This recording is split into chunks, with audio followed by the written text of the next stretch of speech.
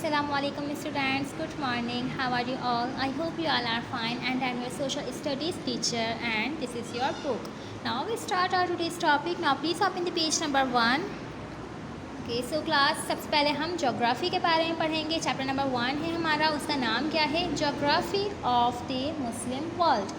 The Muslim world, Islam is the second largest religion and the fastest growing one in the world. सो इस्लाम हमारा जो मज़हब है इस्लाम वो second largest religion है पूरी दुनिया में. यहाँ पे देखिए आपको एक ग्राफ दिया हुआ है, उसमें कुछ रिलीजन्स के नाम लिखे हुए हैं. बुद्धिस्ट कितना परसेंट है? 6%, हिंदू 14%, मुस्लिम 21% एंड क्रिश्चियन 33%. इसके अलावा जो अदर रिलीजन्स हैं वो 26% हैं. For this book we will take the Muslim world to mean those countries whose governments have declared that they are Islamic states, for example Iran, Saudi Arabia, and those countries where the majority of the population is Muslim. The Muslim world stretches about 15,000 km east to west and 6,000 km north to south. Inside this vast region there are bound to be many differences, but the whole area is bound together by faith in Islam, the Prophet Hazrat Muhammad sallallahu alaihi wasallam and the Quran. So class, कुछ countries ऐसे हैं, यहाँ हमें ये बताया गया है कि कुछ कंट्रीज़ ऐसे हैं जिन्होंने अपने आप को ऑफिशियली डिक्लेयर करवाया है as a Muslim country. For example Iran, Saudi Arabia, इसके अलावा और भी बहुत सारे कंट्रीज़ हैं.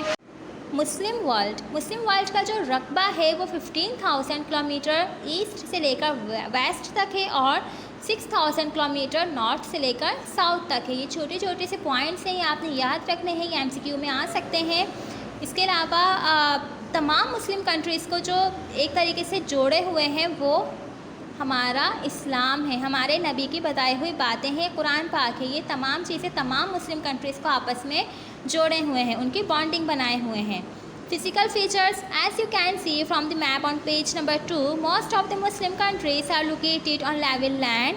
The main mountains are the Atlas range in North Africa, the highlands of Ethiopia, Yemen and the southern end of Saudi Arabia, eastern Turkey and much of Iran. The highest regions of all are Afghanistan and the Hindu Kush and Karam mountains of Pakistan. However, few people live in the mountainous regions. The next map shows that much of the Muslim world except for Malaysia, Indonesia and some parts of Africa has very little natural vegetation. More than half of the whole area is hot desert, temperate desert, semi-desert and scrub. Okay, so physical feature समझने के लिए हमें page number 2 पे move करना पड़ेगा. Now please move to page number 2. So class, सबसे पहले हमारे पास यहाँ पे पॉलिटिकल मैप है. पॉलिटिकल मैप बेसिकली होता क्या है? पॉलिटिकल मैप का मतलब ये होता है कि उसमें सारे कंट्रीज़ के बॉर्डर्स शो किए जाते हैं कि कौन सा कंट्री किस कंट्री के साथ जाके मिलता है, कौन सा कंट्री किसके ज़्यादा करीब है, किसका नेबर है. ये सारी बातें पॉलिटिकल मैप में शो की जाती हैं.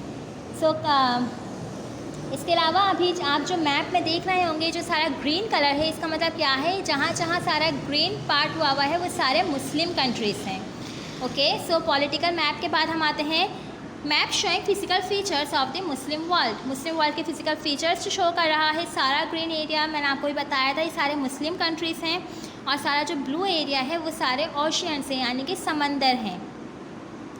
सो क्लास, हमें ये बताया गया था अभी फिज़िकल फीचर्स में कि मुस्लिम वर्ल्ड का कुछ एरिया ऐसा है जहाँ ग्रीनरी है, यानी जहाँ पे वेजिटेशन है, लेकिन कुछ एरिया ऐसा है जहाँ पे सारे डिज़र्ट्स हैं. कौन कौन से डिज़र्ट्स हैं? बहुत ज़्यादा हॉट डिज़र्ट्स भी हैं, सेमी डिज़र्ट्स भी हैं. हॉट डिज़र्ट्स ऐसे हैं कि वहाँ पे ना कोई एनिमल रह सकता है ना ही कोई इंसान रह सकता है. और सेमी डिज़र्ट से मतलब ये है कि आधे डिज़र्ट जो हैं वो बहुत हॉट होते हैं, आधे नॉर्मल टेम्परेचर पे होते हैं. लेकिन फिर भी डिज़र्ट्स में इंसानों का रहना बहुत मुश्किल काम है, जानवरों का भी, क्योंकि इंसानों को वहाँ रहने के लिए बहुत मेहनत करनी पड़ती है, यानी उनको अपने खुराक की तलाश के लिए दूर दूर जाना पड़ता है. Now please move to page number 3.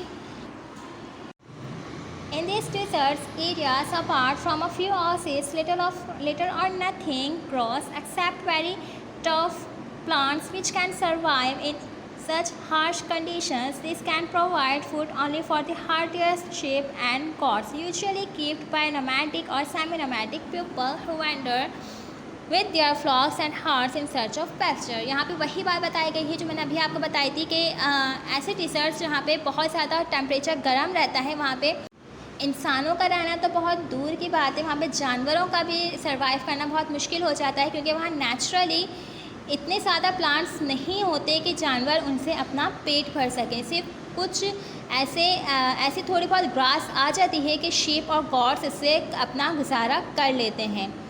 There are, however, considerable areas of tropical rainforest in parts of Central Africa and Southeast Asia, which produce huge amount of timber and tropical forest products such as rubber and tropical fruits. In other countries, good farm crops are produced in the valleys of the great rivers, the Nile, Tigris, Euphrates and Indus, and in other places by irrigation. So tropical rain forest में हमारे पास क्या चीज़ है जो बनती है? Timber. Timber basically एक लकड़ी होती है जिससे फर्नीचर तैयार किया जाता है। इसके अलावा ट्रॉपिकल फ्रूट्स वो फ्रूट्स होते हैं जो कि पकाए जाते हैं। और रबड़ जो है बहुत सी चीज़ों में काम आती है, सबको पता होगा। सो ये सारी चीज़ें कहाँ पे काश्त होती है? ट्रॉपिकल रेन फॉरेस्ट में। ओके स्टूडेंट्स, आई होप यहाँ तक सबको समझ आ गया होगा। इंशाल्लाह we will meet another video with another topic. जब तक के लिए अल्लाह हाफिज़, टेक केयर।